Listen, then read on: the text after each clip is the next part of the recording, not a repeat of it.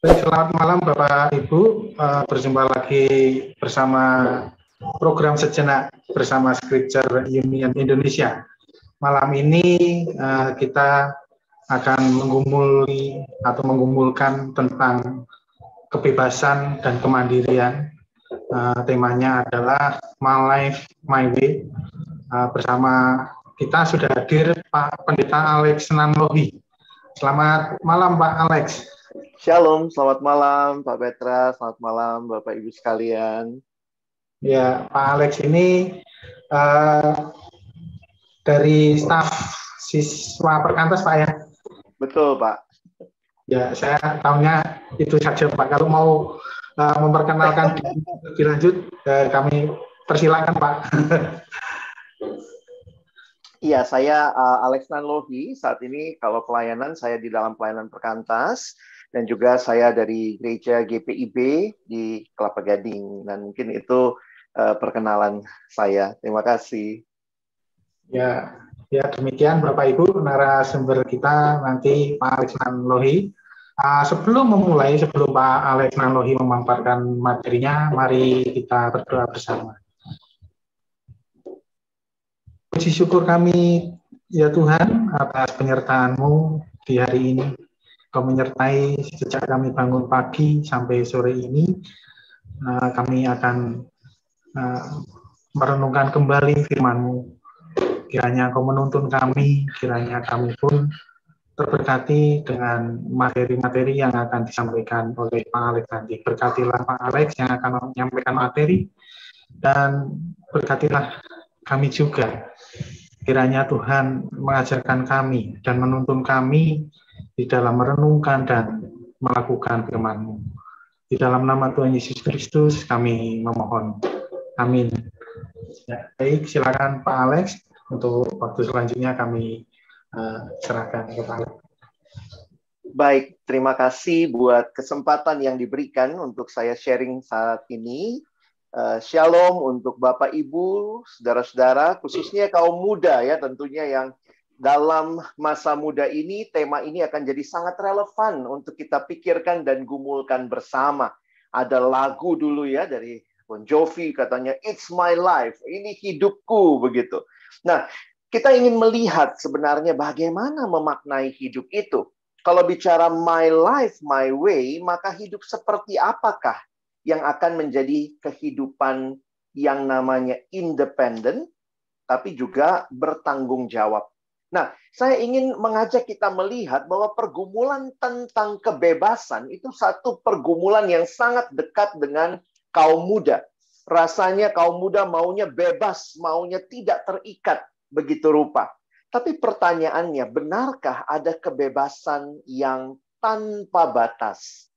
Nah, saya mulai dengan satu contoh dalam satu pengalaman pribadi ketika seorang adik yang dulu bekerja bersama kami dalam pelayanan, lalu pagi-pagi, nah adik ini dia ngekos ya, karena dia jauh dari keluarga, di Jakarta dia ngekos, dan sebagai anak kos mungkin biar nggak sepi, di kosan itu dia pelihara ikan mas di dalam akuarium. Ada beberapa ekor ikan mas yang dia pelihara di akuarium.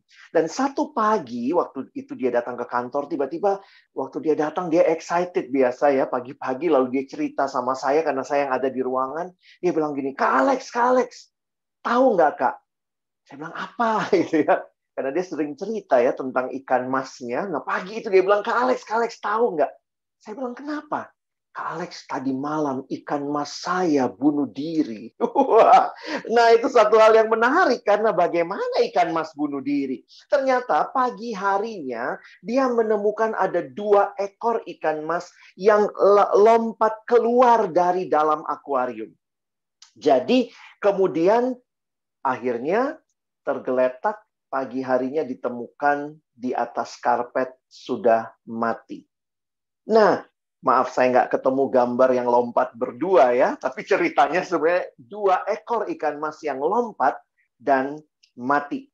Lalu ini yang kemudian menjadi pertanyaan buat kita, buat saya, ada nggak ya kebebasan yang sejati? Kami sempat ngomong agak ngalor ngidul, kita sedikit bercanda. Wah, ini mungkin ikan yang nggak direstui cintanya oleh orang tua, lalu lompat berdua begitu ya. Tetapi akhirnya kami menyimpulkan bahwa ikan itu paling butuh air. Ikan itu paling butuh air. Jadi yang namanya ikan, dia bebasnya, pertanyaannya gimana? Di dalam air atau di luar air? Nah, ini jadi pertanyaan buat kita, apakah kebebasan yang sejati itu? Anak muda maunya bebas tanpa batas, bebas tanpa keterikatan, tapi belajar dari prinsip hidup. Misalnya, ikan saja. Ikan itu bebasnya bukan di luar air, tetapi di dalam air. Sama seperti manusia, kita bebasnya itu bukannya di luar oksigen, tetapi kita ini punya kebebasan yang selalu ada cantolannya. Itu selalu terikat. Jadi menarik ya. Kita bebas terikat. Makanya kemerdekaan mutlak atau kebebasan tanpa batas itu adalah sebuah pemikiran yang salah. Bahkan Tuhan Yesus mengatakan di dalam Yohanes 15, "Akulah pokok anggur dan kamulah ranting-rantingnya." Ini gambaran kedekatan yang hidup. Pokok anggur dan ranting itu adalah gambaran kehidupan. Dan barang siapa tinggal di dalam aku, dan aku di dalam dia, ia berbuah banyak. Sebab di luar aku, kamu tidak dapat berbuat apa-apa. Nah, menarik sekali Tuhan Yesus mengatakan, di luar aku, kamu tidak dapat berbuat apa-apa. Jadi kalau kita perhatikan sebenarnya kebebasan seperti apa yang Alkitab perkenalkan kepada kita. Adalah sebuah kebebasan di dalam keterikatan, kebebasan yang independen tetapi ada batasnya. Wah, itu menarik ya. Dan dari mana konsep ini? Mari lihat lagi. Balik ketika awal Allah menciptakan manusia. Di Taman Eden, kita membaca ketika Tuhan Allah mengambil manusia itu dan menempatkannya dalam Taman Eden untuk mengusahakan dan memelihara taman itu. Di situ mereka bebas. Perhatikan ayat yang ke-16 dalam Kejadian pasal 2. Lalu Tuhan Allah memberi perintah ini kepada manusia. Semua pohon dalam taman ini boleh kau makan buahnya dengan bebas. Harusnya titik ya. Silahkan saja. Tetapi lihat ayat 17. Tetapi pohon pengetahuan tentang yang baik dan yang jahat, janganlah kau makan buahnya, sebab pada hari engkau memakannya, pastilah engkau mati. Sehingga kalau kita perhatikan, ini bukan masalah pohonnya semata-mata, tetapi kepada Allah yang memberikan perintah itu. Allah yang memberikan perintah itu bagi manusia untuk manusia bebas, tetapi di dalam keterikatan, di dalam ketaatan kepada kehendak Allah. Memang inilah yang kita lihat ketika manusia melanggar perintah ini. Manusia maunya bebas sama seperti ikan tadi ya. Saya membayangkan mungkin ikan itu diskusi, wah saya ini ikan reformasi, saya tidak butuh air, lalu dia lompat keluar dari air. Maka begitu dia keluar dari air, dia MPP, saudara. Apa itu? Mati pelan-pelan. Di dalam dosa, manusia merasa, sayalah segala-galanya. Saya independen, saya tidak butuh Tuhan, saya bebas, saya mau melakukan apa yang saya mau. Anak muda sekarang bilang, ya, you only live once, YOLO. Ikutin aja hatimu, just follow your heart, follow your feeling, follow your heart. Saya jadi sadar, apakah benar ini ajaran Alkitab? Apakah di Alkitab ada, ikuti hatimu? Hai orang muda, dengar ya. Alkitab bicaranya begini loh. Yeremia 17 ayat 9, betapa liciknya hati. Lebih licik daripada segala sesuatu. Hatinya sudah membatu, siapakah yang dapat mengetahuinya? Karena itu, kita bukannya ikutin hati kita. Hati itu bukan kompas yang tidak salah untuk kehidupan. Di Alkitab kita diminta ikuti kehendak Allah. Ikuti firman Allah. Bukan hati kita. Hati itu sudah tercemar dalam dosa. Waktu saya berkata, this is my life. It's my life. It's my way. Pertanyaannya, saudara dan saya dicipta oleh siapa? Oleh Tuhan, berarti kita harus bergantung kepada Dia. Sehingga gambaran kehidupan yang melepaskan keterikatan dari Tuhan, Kelihatannya bebas, tetapi itu adalah sebuah kehidupan di dalam dosa. Bukankah manusia adalah ciptaan Allah? Ciptaan Allah yang dicipta yang berarti kepuasan utama. Kepuasan sejati kita ada dalam pencipta kita. Lalu apa yang terjadi? Dosa melanda. Salah satu istilah dalam bahasa Yunani menggambarkan dosa adalah kata hamartia. Itu seperti orang memanah.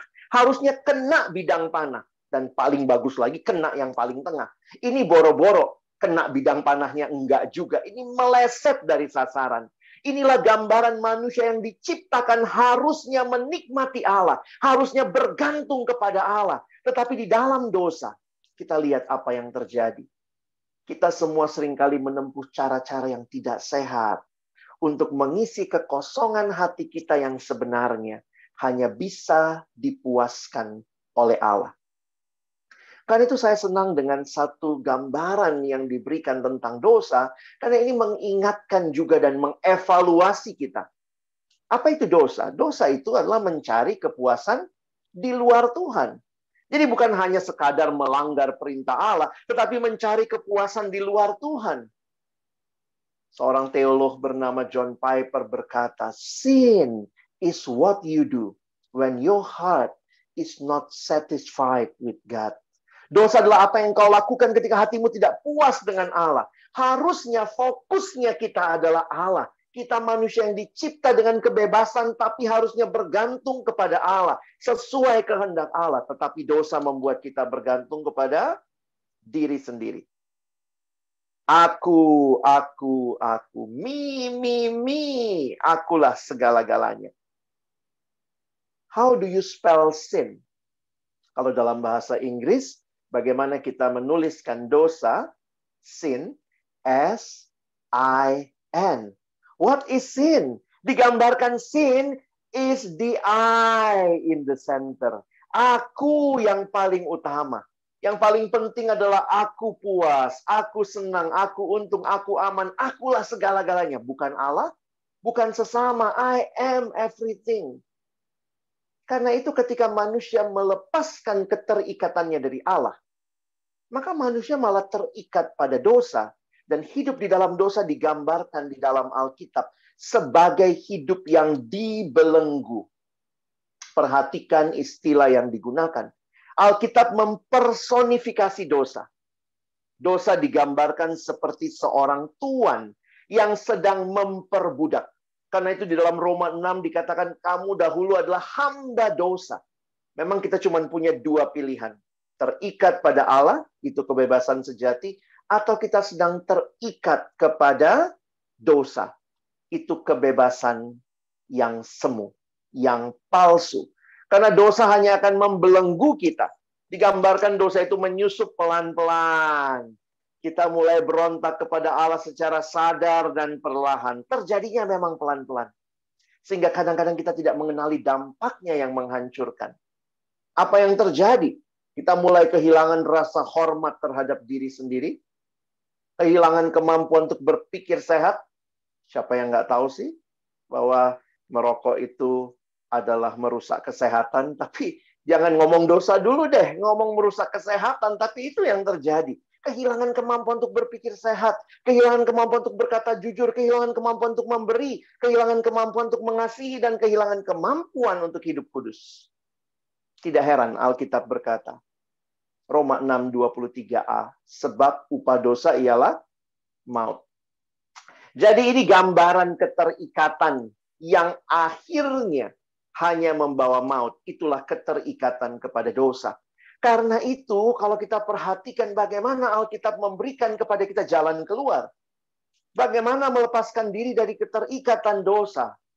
Maka kita bersyukur sekali lagi. Kitab Galatia pasal 5 ayat 1 mengatakan, supaya kita sungguh-sungguh merdeka, Kristus telah memerdekakan kita. Yohanes 8 ayat 36, Yesus berkata, jadi apabila anak itu memerdekakan kamu, kamu pun benar-benar merdeka. Perhatikan apa yang Tuhan rindukan, bahwa saudara dan saya, hai orang-orang muda, kemerdekaan yang sejati ketika engkau terikat kepada Kristus. Dialah yang menyelamatkan engkau. Yesuslah yang mematahkan, menghancurkan belenggu dosa, dan membebaskan kita. Karyanya di kayu salib adalah karya yang satu kali untuk selama-lamanya. Memberikan kepada kita kemenangan. Karena di kayu salib Yesus berkata, sudah selesai. Yang berarti hutang dosamu. Hutang dosaku dia bayar lunas. Dan apa yang dia lakukan? Mengapa dia menebus kita? Supaya engkau dan saya sekarang boleh hidup dalam kebebasan. Kebebasan kita kan hilang ya di Taman Eden tadi. Tetapi karya Kristus kembali menebus, menyelamatkan kita, membebaskan kita. Karena itu perhatikan apa yang harusnya jadi sikap hidup orang yang sudah dimerdekakan. Maka Rasul Petrus di 1 Petrus 2:16. Perhatikan ayatnya. Hiduplah sebagai orang merdeka. Dan bukan seperti mereka yang menyalahgunakan kemerdekaan itu untuk menyelubungi kejahatan-kejahatan mereka. Tetapi hiduplah sebagai hamba Allah. Kita adalah orang merdeka. Tetapi orang merdeka kok bawahnya hamba? Karena kemerdekaan yang sejati ketika kita jadi hamba Allah. Karena pilihannya cuma dua tadi ya. Hamba Allah atau hamba dosa. Menarik sekali. Merdeka itu waktu jadi hamba, tapi hambanya Allah.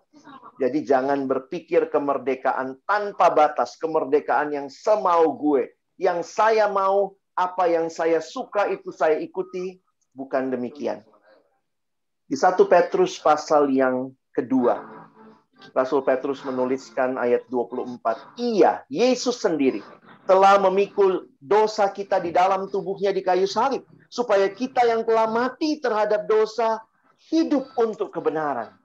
Lihat tujuan yang baru. Apa tujuannya saudara dan saya? Dimerdekakan dari dosa. Untuk hidup dalam kebenaran. Oleh bilur-bilurnya kamu telah sembuh. Saya menuliskan di bawah. Kristus mati. Agar kita hidup untuk kebenaran. Inilah hidup yang baru, hidup yang merdeka, betul. Tetapi merdeka karena kita bergantung kepada Allah. Kita hidup sesuai kehendak Allah. Satu bagian dalam 2 Korintus 5 ayat 17. Rasul Paulus berkata, jadi siapa yang ada di dalam Kristus, ia adalah ciptaan baru. Yang lama sudah berlalu, sesungguhnya yang baru sudah datang. Inilah indahnya hidup baru kita. Bukan lagi hidup dalam hidup yang lama. Kita sekarang bisa berkata apa? Ya kepada Allah, tidak kepada dosa. Itu hidup yang merdeka.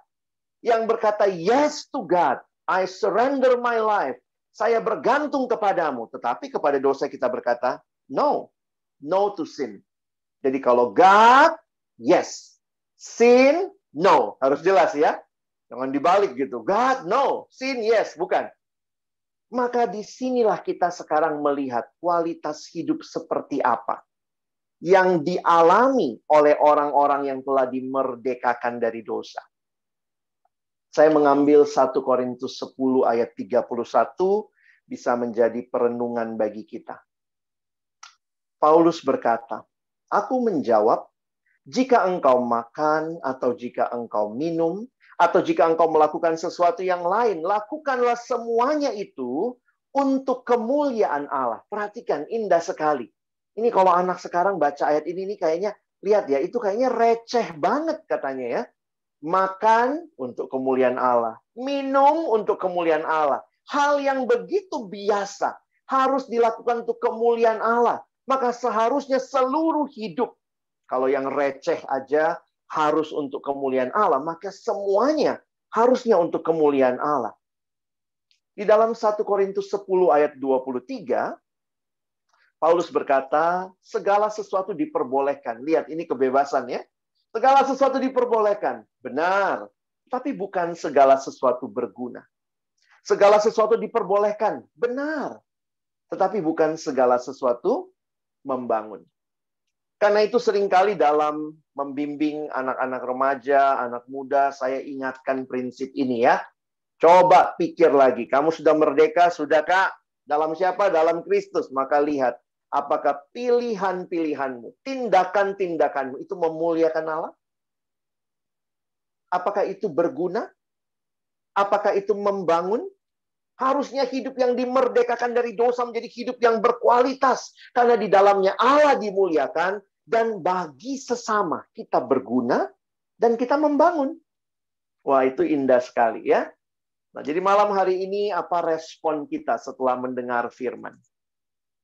Saya rindu kita menyadari betul, ini generasi GPS ya. Katanya posisi sangat penting. Makanya pastikan, sahabatku, di mana posisimu? Apakah engkau di dalam dosa? Itu kemerdekaan yang semu. Atau engkau di dalam Kristus, itu kemerdekaan yang sejati. Kemerdekaan di mana engkau hidup seturut kehendak Allah. Karena untuk itulah engkau dan saya dicipta. Bukan jadi sama dengan dunia, tapi hidup berbeda dengan dunia. Teman-teman tahu prinsip ikan? Wah, itu menarik ya. Katanya ikan itu, ikan yang hidup, maka seumur hidupnya akan berenang melawan arus. Hanya ikan mati yang ikut arus. Saya harap kita menjadi ikan-ikan yang hidup ya. Beda dengan dunia. Karena kita bukan mengikuti nilai dunia. Kita mengikuti nilai-nilai Allah. Di dalam hidup kita, kiranya orang boleh melihat siapa Yesus yang telah memerdekakan kita. Itu terlihat di dalam studi kita. Kalau kita belajar, kita beri yang terbaik buat Tuhan. Itu terlihat di dalam pergaulan kita. Pergaulan kita bukan pergaulan yang mempermalukan Tuhan. Tidak. Kita bergaul mempermuliakan Tuhan. Bagaimana ini bisa terwujud? Gimana caranya sesudah kita merdeka? Bagaimana kita hidup? Nah, miliki komitmen terus bertumbuh. Dan sebagai penutup, saya ingatkan ya, untuk kita bertumbuh, Tuhan kasih kita 3 hal. Apa yang pertama? Dia kasih rohnya yang kudus. Pribadi Allah yang diam di hati setiap kita. Dan menuntun hidup kita. Allah juga memberikan bagi kita firman-Nya. Nah, kita bersyukur ada Scripture Union Indonesia. Ada renungan-renungan yang dituliskan di santapan harian. Lalu kemudian ada untuk remaja, ada untuk anak. Baca firman Tuhan. Itu kebebasan yang sejati. Firman itu menuntun kita, bukan hati kita yang sudah tercemar dosa. Ikuti hatimu. No. Ikuti firman Tuhan. Ayo. Yang belum punya kebiasaan baca Alkitab setiap hari. Mari mulai. Untuk bahan menolong, teman-teman bisa cari. Ya, ada Scripture Union Indonesia yang membantu kita dalam bagian ini secara khusus. Dan kita bersyukur, kita punya komunitas. Anak muda senangnya berkomunitas. Dan puji Tuhan. Kita punya gereja, kita punya persekutuan. Mungkin kalau kalian di sekolah ada persekutuan. Kita saling membangun. Kita tidak bertumbuh sendiri. Tuhan memberikan saudara-saudara seiman. Mari hidup independen. Karena Kristus sudah memerdekakan kita. Mari terus bergantung kepada Dia, hidup sesuai kehendaknya. Tuhan memberkati kita.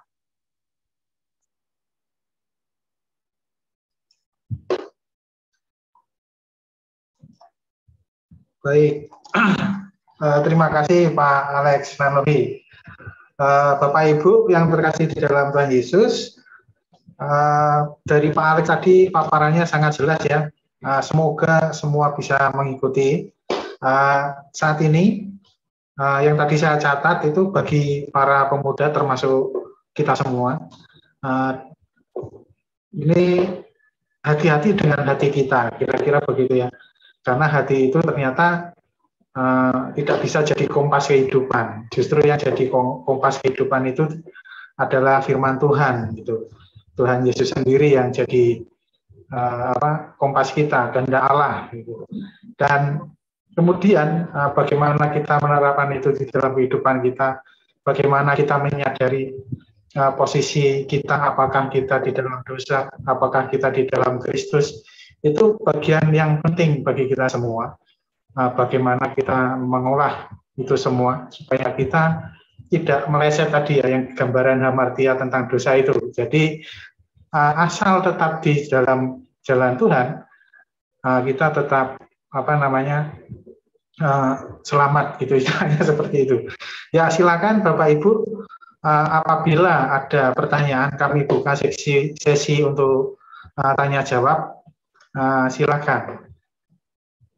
Boleh silakan buka mic ataupun bertanya di dalam kolom chat. Silakan teman-teman remaja, saya ada beberapa teman remaja tuh Kalek yang ikut. Oh ya, silakan. Delin mungkin, siapa lagi tuh teman-teman klub remaja, jangan malu ya. Mumpung ada Kak Alek. Mungkin di awal dulu Kak Alek, boleh ini sedikit Kak Alek tanya sebentar. Kalau misalnya ini kan Kak Alek tadi ada 3 pertimbangan Kak. Yang apa tadi, membangun, memuliakan Allah, membangun. Kalau misalnya itu apa memang harus 3-tiganya gitu?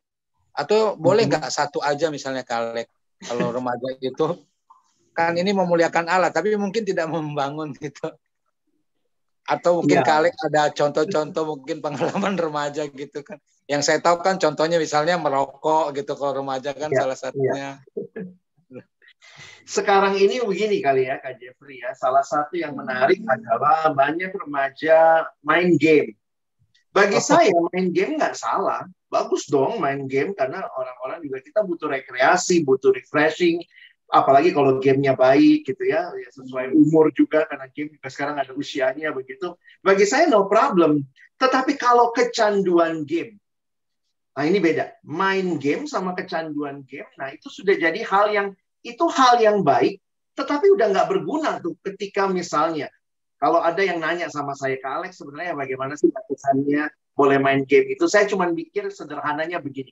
Kalau sampai tugas utamamu terlewatkan dan kamu jadinya menikmati game, sama kayak drama Korea juga, K-pop, anak sekarang itu kan banyak ya hal-hal yang baik, itu bisa kita nikmati. Tetapi ketika itu menyita waktu kita, ketika itu menyita tugas tanggung jawab utama kita, bagi saya itu udah hati-hati, udah kecanduan. Kamu siswa, kamu mahasiswa, maka tugas utamanya belajar. Nonton, main game, itu sekunder ya, itu sambilannya. Jangan dibalik, jadinya nonton tugas utama, main game tugas utama, lalu belajarnya sambilan. Nah, itu sudah salah. Begitu. Nah, ini yang pertanyaannya tadi. Apakah itu berguna? Main game terus-terusan, itu berguna nggak? Itu kan bisa nyari duit ya, tapi kamu kan sekarang bukan pekerja. Masih papa mama yang biayain. Mungkin kamu fokusnya adalah studi dulu misalnya. Nah itu hal-hal yang kita bisa menggunakan prinsip tadi. Kalau Kak Jeffrey bilang salah satu bagaimana ya, tapi saya melihatnya coba selalu pertimbangkan 3-tiganya. Apakah ini memuliakan Tuhan? Kalau sudah dari nomor 1 nggak memuliakan Tuhan, sudah. Nggak usah lagi ditanya, ini misalnya pornografi ya, udah nggak memuliakan Tuhan. Tapi berguna nggak ya? Berguna nggak ya? Nggak usah lagi ke bawahnya begitu. Kira-kira begitu Kak Jeffrey. Tapi artinya Kalek tetap bisa it's my life juga kan? Artinya game itu walaupun tetap saya harus bertanggung jawab begitu kan? Betul. Jadi tetap Tuhan itu bukan Tuhan yang anti sama kesenangan ya. Karena yang ciptakan kesenangan itu Tuhan. Dia Allah yang memberikan kita rekreasi. Itu istilah yang menarik karena seperti Allah mencipta, maka kita diciptakan ulang, recreation. Nah, karena itu melalui apa? Tuhan kasih kita waktu senggang. Kita bisa pakai untuk main, olahraga, nonton. Saya pikir itu bagian dari kehidupan, tetapi tanggung jawab kita selalu tanya, ini berguna nggak? Kalau ternyata olahraga terus sampai lupa, badannya jadi bagus, pelajarannya 0. Nah, itu mesti mulai belajar mempertimbangkan sih Kak Jeff. Mungkin begitu. Siap. Makasih banyak Kak Alek. Sama-sama. Ya, baik Kak Alek. Terima kasih Pak Jeffrey untuk pertanyaannya. Sama. Ada pertanyaan di kolom chat Pak Alek dari Bu Marni Sugito. Ya. Shalom, kami dari GITJ di Jambi. Pelayanan remaja di gereja kami berjalan, tetapi dikatakan bertumbuh lambat. Anak-anak tersebut masih terlihat pergi ke gereja karena perintah orang tua. untuk memuji Tuhan gitu ya. Belum ada greget sama sekali. Itu maksudnya greget untuk kesadaran diri itu ya, mungkin seperti itu. Belum greget seperti itu. Mohon masukan ide-ide yang mungkin dapat kami lakukan untuk menumbuhkan iman di hati mereka. Terima kasih. Wah, terima kasih banyak Ibu Marni.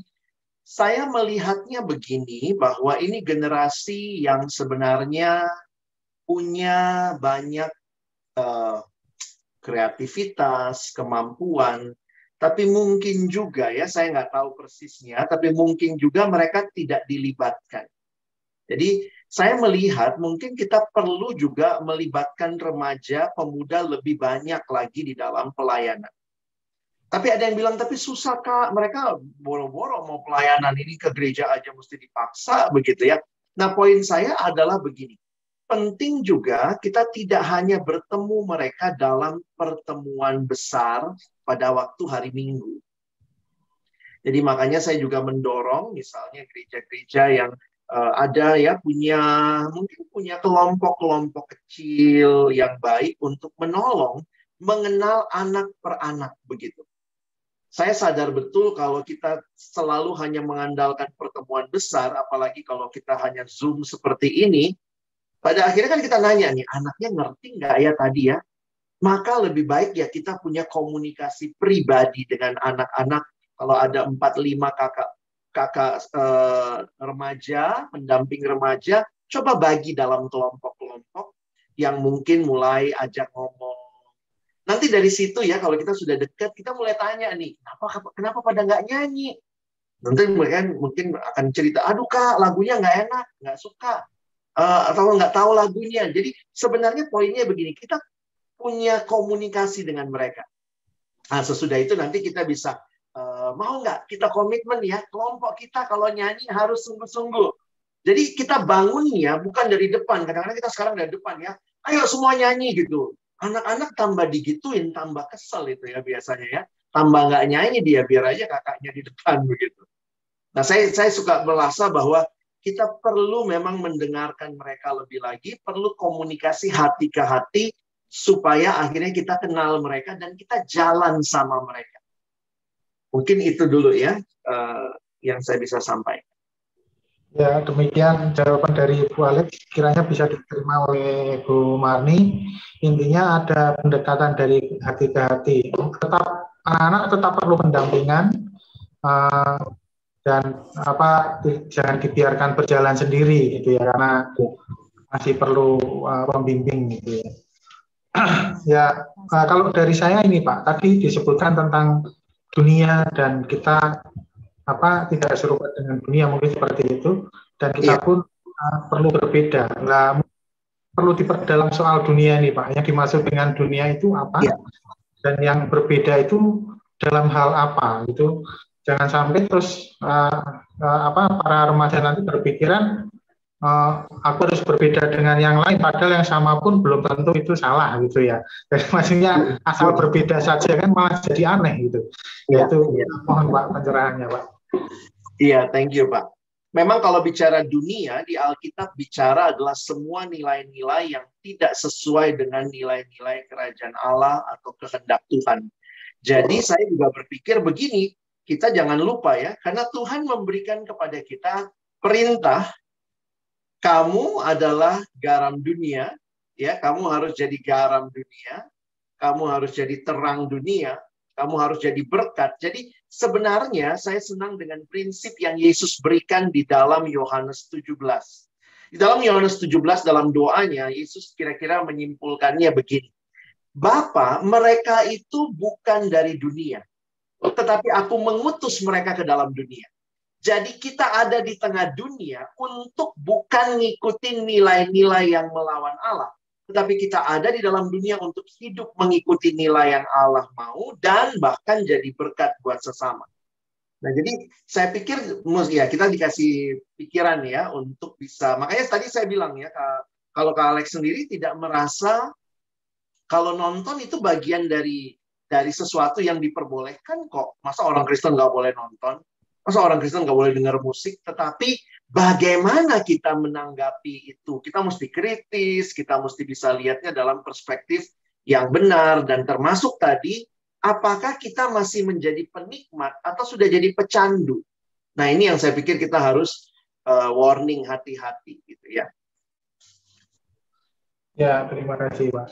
Bapak Ibu atau teman-teman para remaja yang hadir yang suka TikTok, mungkin Yoki, Cindy, ada Nedlin, yuk, ada nanya, mumpung ada Kaleb, Siska juga ya.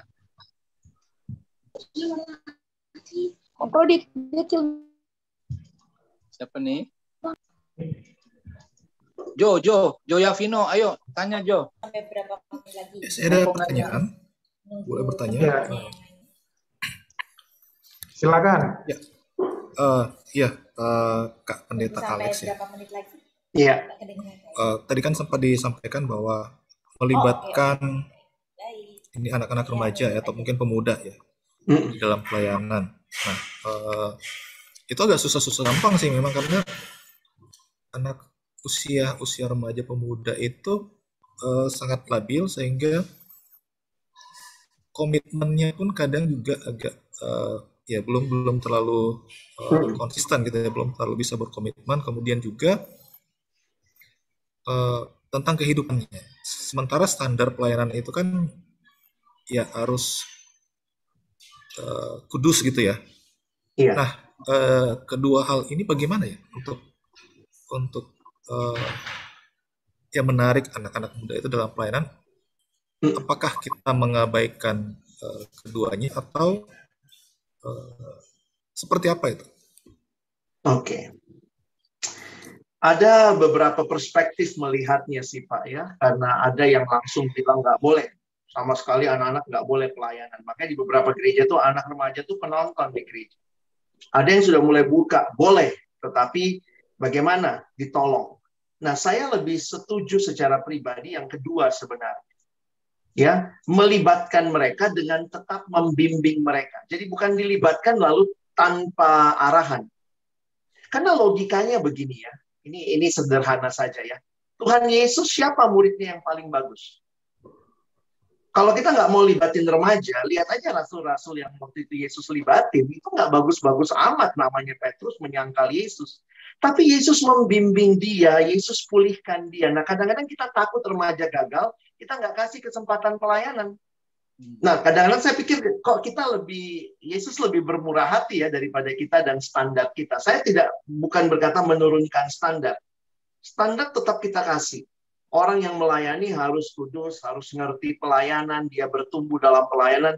Tetapi jangan-jangan kita bukan cari orang yang sudah jadi, tapi kita membimbing orang supaya dia siap melayani. Dan saya pikir Tuhan Yesus sangat sabar. Dan kita bersyukur melihat, karena itulah ada Petrus, ya, Paulus juga yang sebelumnya. Murid-muridnya kemana ini? Kalau saya jadi Yesus gitu ya, sudah training 3 tahun, di akhir lari semua gitu ya. Tapi kenapa Tuhan nggak give up sama orang-orang ini? Dia kasih kesempatan, dan justru mereka yang jadi rasul yang pergi ke seluruh dunia. Jadi saya kadang berkaca pada Yesus untuk tidak menurunkan standar, tetapi mendampingi generasi ini. Mereka tidak komitmen. Ya udah, kita tanya, apa yang bisa kamu kasih? Kadang-kadang mungkin komitmen panjang itu bukan jadi sesuatu yang perlu ditawarkan sekarang. Makanya saya nggak tahu nih, komisi-komisi remaja di gereja yang masih masa kepengurusannya 5 tahun, 2 tahun. Nah, kalau anak remaja sekarang, gimana tuh nanti mereka melayani? Apa kita perlu sedikit adjustment? Oke, kamu bisa 3 bulan? Oke, kakak pegang 3 bulan. Saya akan dampingi kamu. Wah, kita jalan bareng mereka. Sanggup lanjut lagi? Lanjut lagi. Jadi jangan 1 tahun. Nggak siap 1 tahun, langsung mundur semua. Saya takutnya gini, kalau Bapak Ibu punya gereja yang sumber dayanya banyak, mungkin gampang ya. Tapi kalau sumber dayanya sedikit, mau nggak mau, ya ini anak-anak kita yang harus kita berdayakan untuk mereka melayani Tuhan. Mungkin itu dulu. Ada tambahan pertanyaan lagi, Pak Irvin? Ya, jadi sama-sama gitu ya. Jadi kita tidak terlalu standar itu tetap ada, tapi ya, bagaimana kita justru anak-anak ini yang kita bawa untuk sampai ke standar itu ya. bukan mencari Betul. yang sudah jadi ya. Benar. Kecuali Bapak Memang ada yang sudah jadi ya. Kalau ada udah jadi mah enak banget gerejanya. Kebanyakan sih enggak sih Pak. kebanyakan memang tidak ya. Sama ini satu Pak, mungkin yang tadi saya lupa tekankan, gimana caranya supaya mereka nggak jadi penonton ya. Nah itu saya juga lagi pikir banyak cara ya. Saya ingat dulu kakak pemimpin kelompok kecil saya, waktu saya masih mahasiswa. Jadi pemimpin kelompok kecil itu kan kadang-kadang gini, kita mimpin, kita harap anak kita datang. Tapi mereka sebenarnya juga datang itu sebenarnya kayak ya datang dengar kakaknya yang banyak ngomong begitu. Jadi banyak kali mereka tidak merasa ini adalah sesuatu yang punya mereka. Ini punya kakaknya, bukan punyanya dia. Nah saya bersyukur dapat pemimpin yang menolong kami. Setiap yang datang itu membawa sesuatu. Jadi saya ingat dulu, dia bagi kamu coba cari artikel ya, minggu depan kita bahas saat teduh. Kamu cariin artikel saat teduh ya. Nanti minggu depan kamu kontribusikan, kamu cerita, kamu baca apa dari artikel itu. Nanti kamu, satu teman saya bagian doa, kamu minggu depan yang cari pokok doanya ya. Minggu depan kita coba doain gereja yang teraniaya, nanti dia cari. Jadi ketika pertemuan, semua orang tuh datang dengan membawa sesuatu. Nah ini yang kadang-kadang memang kan kalau di anak remaja kita selalu mikirnya ya yang banyak ngomong kakak pembimbingnya, anak-anak itu cuma jadi tamu semua ya, kamu dengar begitu. Ini prinsip ibadah 1 Korintus. Hendaklah setiap orang datang dengan membawa sesuatu kepada Allah. Nah, ini masalah karunia. Nah, saya pikir mungkin kita perlu lebih mirip perjanjian baru, gerejanya, lebih banyak interaksi ya. Apalagi buat remaja ya, perbanyak juga. Makanya beberapa kali firman singkat. 10 menit cukup, sesudah itu masuk kelompok. Biar mereka ngomong. Biar mereka doa syafaat di kelompok. Jangan cuma kakaknya yang berdoa di depan. Anak-anak nggak pernah berdoa selama mereka jadi remaja. Itu kadang-kadang menyedihkan. Setuju kalau setuju. Ya. Itu menyentil juga ya bagi kita yang seringkali menganggap anak-anak itu sebagai objek gitu. Jadi harusnya ya istilahnya dalam dunia pendidikan itu anak-anak itu ya subjek gitu. Jadi kita perlu melakukan seperti itu ya. Ya. Apakah ada pertanyaan lagi Bapak Ibu? Teman-teman remaja. Teman-teman remaja sedang bergumul tentang apa ya? Apakah ada yang sedang dipergumulkan? Apakah TikTok-nya followernya sedikit atau bagaimana? Saya boleh tambah satu lagi, boleh nanya? Silakan boleh? Pak Jeff. Sorry ya, Kak Alek tambah satu boleh Kak Alek? Boleh, silakan Kak Jeffrey. Iya, yang saya tuh agak kalau bergumul kalau misalnya bawain topik tentang pacaran, iya, kepada remaja. Tapi yang saya agak bingung itu kalau misalnya menyampaikan itu kepada mereka remaja yang backgroundnya orang tuanya itu asalnya beda, awalnya beda iman gitu Kak Alek. Oh iya. Tapi memang salah satu akhirnya ikut pengikut Yesus gitu. Iya. Memang belum sih ada yang nanya ke saya, Kak gimana saya boleh tetap cari pacaran yang beda iman, kan orang tua saya beda iman awalnya. Jadi boleh dong. Ini gimana ya saya nanti kalau saya agak bingung kalau untuk yang itu gitu. Apa tetap pakai standar itu atau mungkin Kalek ada pengalaman kali ya? Iya, memang ada yang bilang pengalaman adalah guru yang terbaik ya. Tapi saya nggak sepenuhnya setuju. Karena bagi saya yang terbaik harus jadi pedoman itu firman Tuhan.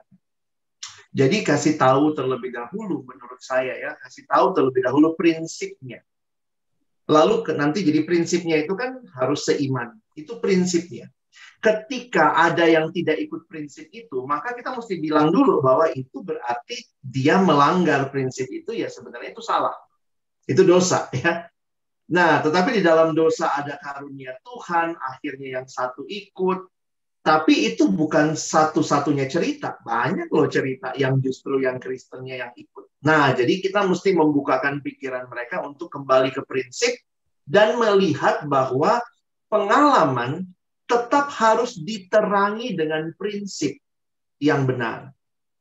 Jadi kalau saya biasanya bilang, betul di Alkitab, kalau kita misalnya, ini gimana cara ngomongnya, memang ini nggak enak ya, tapi anaknya mesti menyadari, papa mamamu tidak taat waktu itu. Karena kan misalnya sang satu sudah seiman ya, itu nggak taat, itu bukan hal yang benar.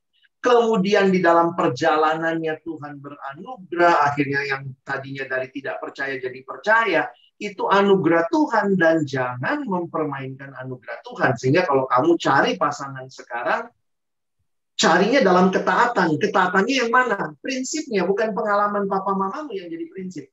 Tapi firmannya. Jangan menjadi pasangan dengan orang-orang yang tidak seiman. Nah, mungkin kalau saya sih biasanya membimbingnya begitu, Kak Jeffrey. Jadi tetap balikin mereka ke prinsip. Dan mereka dari prinsip itu sebenarnya bisa menilai pengalaman papa mamaku sebenarnya ini nggak taat nih.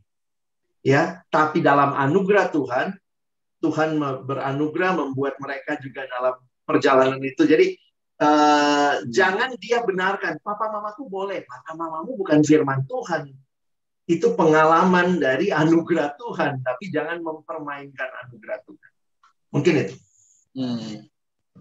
Kasih Kak Alek. Sama-sama.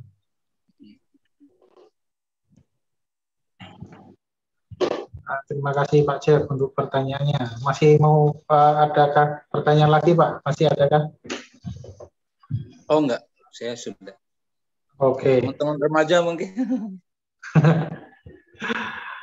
Iya. Nah, untuk saat ini Pak, itu kan dunianya dunia virtual. Iya. Ya itu tadi yang disebutkan tentang gadget itu, gawai gitu ya.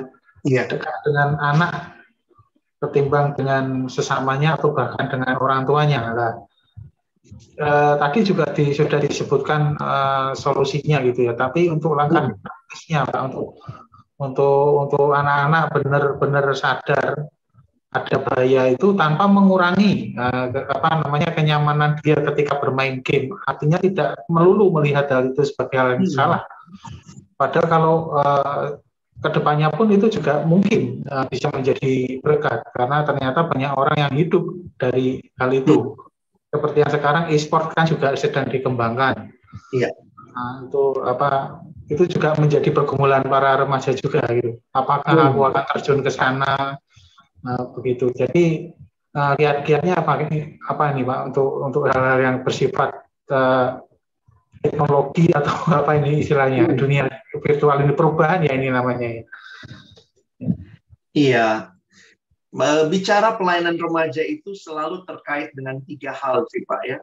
Kalau bicara secara sederhana, yang pertama keluarga, yang kedua itu adalah gereja, yang ketiga adalah institusi pendidikan.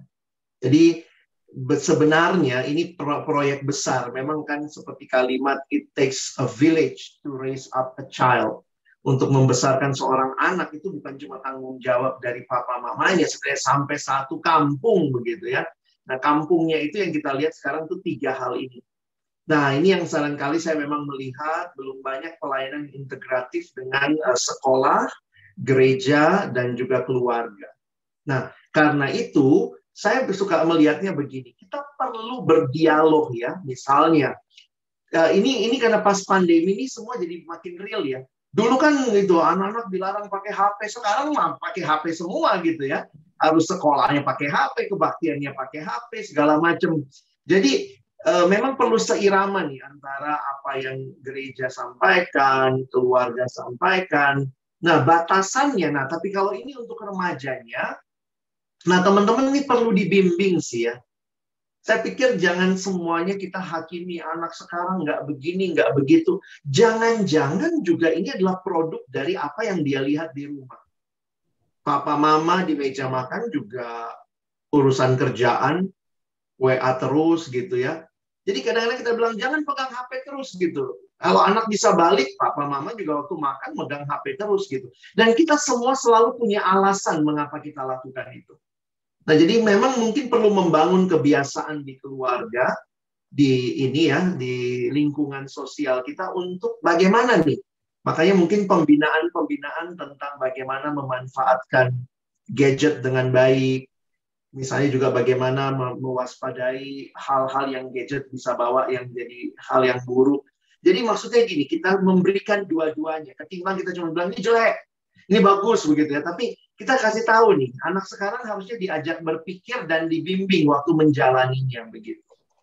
Memang nggak mudah sih, tapi ya satu sisi juga saya melihat begini, pelayanan media kita, khususnya dari yang Kristen, cukup kurang ya. Jadi kalau kita bilang, kamu tuh lihat-lihat yang lainnya, saya mau nanya juga, coba Bapak Ibu sebutkan 10 website terbaik Kristen.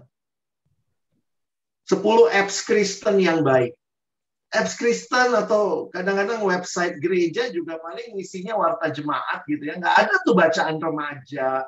Jadi kadang-kadang saya pikir gini, anak remaja ada di dunia medsos. Dia nggak ketemu itu.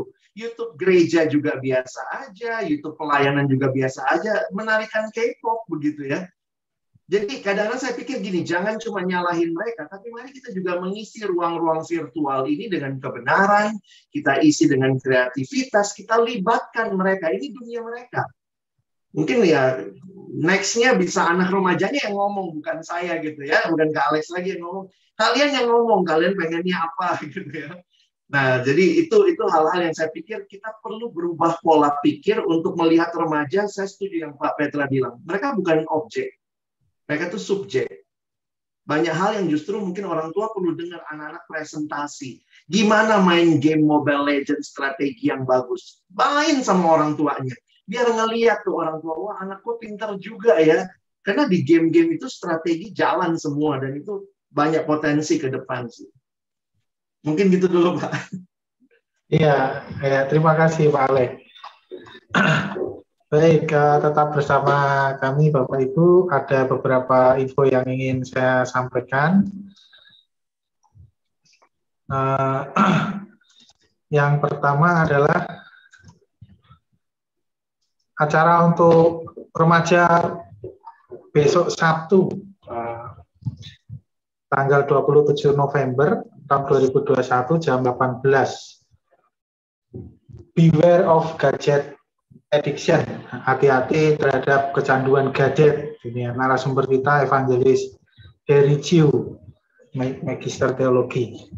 Ya, ini bisa untuk para remaja yang dan para pembina remaja yang ingin bergumul lebih lanjut mengenai permasalahan atau persoalan tentang gadget yang menyebabkan kecanduan. Silakan kita hadir bersama untuk berdiskusi atau berbicara tentang hal ini. Gitu ya. Selanjutnya pertemuan kita SBSUI secara bersama Scripture Union Indonesia di akhir tahun di hari Jumat tanggal 10 Desember ada pertemuan dengan Pak Dhani Christopher. Kita menghadirkan Pak Dhani Christopher sebagai narasumber untuk membicarakan tentang kontroversi di sekitar kelahiran Yesus. Ya, jadi apa aja sih yang membuat kita bertanya-tanya? Tentunya banyak ya itu pertanyaannya di seputar kelahiran Yesus, dan di tanggal 10 Desember kita akan berbicara juga tentang hal itu. Silakan untuk menghadiri Bapak Ibu. Terima kasih.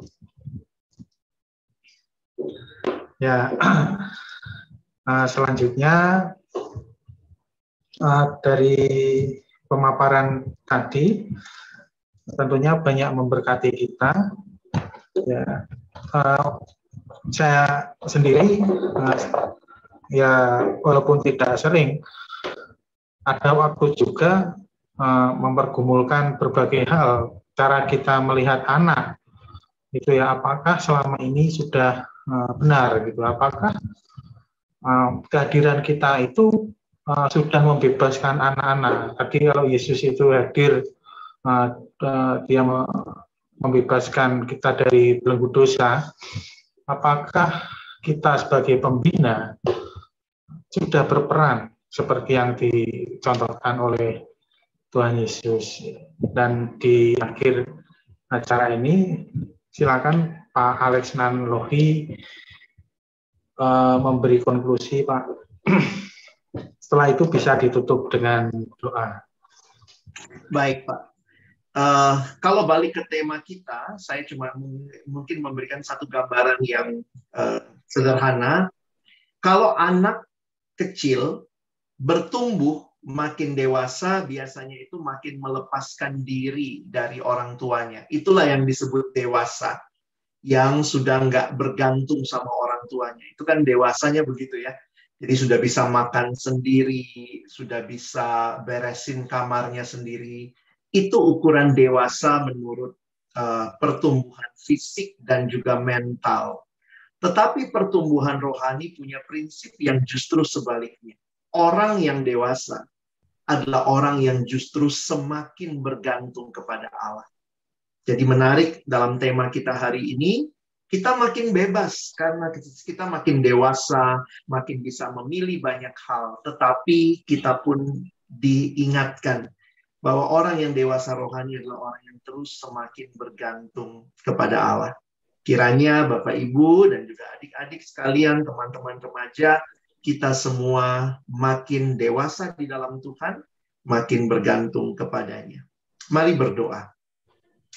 Tuhan, terima kasih banyak buat setiap kebenaran yang boleh kami terima dan diskusi di antara kami yang makin mendaratkan setiap hal ini, khususnya bagi pelayanan kaum muda, pelayanan remaja di tengah-tengah gereja Tuhan saat ini. Kami sekali lagi bersyukur untuk Scripture Union Indonesia yang membuat program-program yang juga mendidik jemaat, membangun anak-anak dan kaum muda untuk terus melihat kepada Tuhan, bertumbuh di dalam Tuhan. Berkatilah ya Tuhan setiap siaran yang direncanakan, akan menjadi berkat yang besar bagi setiap yang mengikuti. Kami sekali lagi bersyukur, tolong kami semua bukan cuma jadi pendengar firman yang setia, mampukan kami boleh menjadi pelaku-pelaku firman-Mu di dalam kehidupan kami. Kami menutup acara kami malam hari ini dalam satu nama yang kudus, nama Tuhan kami Yesus Kristus, penebus dan juru selamat kami yang hidup. Kami sudah berdoa. Amin.